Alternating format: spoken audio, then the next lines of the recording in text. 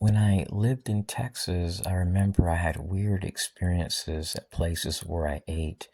There were times that I would go to this place to get a bite to eat, and somebody would come in and sit at the same table with me. It was really weird, especially considering all the tables were empty.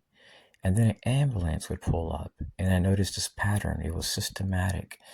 So I started going to another place to eat, and then one day I parked my car at this fast food joint, and a black SUV gets behind me, and this guy honks the horn.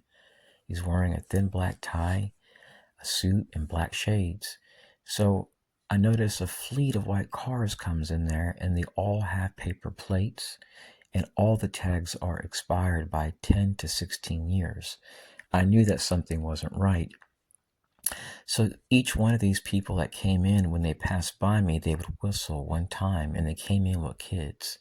That's when I knew that I was dealing with a very sadistic bunch of people. They weren't the FBI, but the people that were doing this, that were handling them, were spotted at the local FBI field office. They were spotted at the Army base, the Fusion Center, Citizens Court office, the FEMA office, the municipality, state government, and they were clandestine.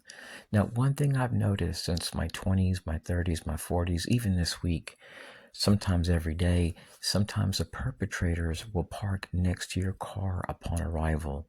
Let's say you're walking with your grandmother and you get back to your car and you notice a car that has the same paint job, the same air freshener, and you have three pieces of paper on your dash. And then when you get to your car, they honk the horn and drive off. The person with you is not going to think nothing of it, but you're seeing a pattern because you walk there frequently. So what the enemy does is they try to sensitize you.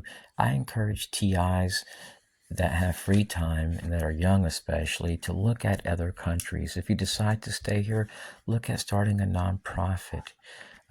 Look at stuff like BTAM, like threat assessments, things that you can share with law enforcement and the government involving threat assessments and what these activities are linked to.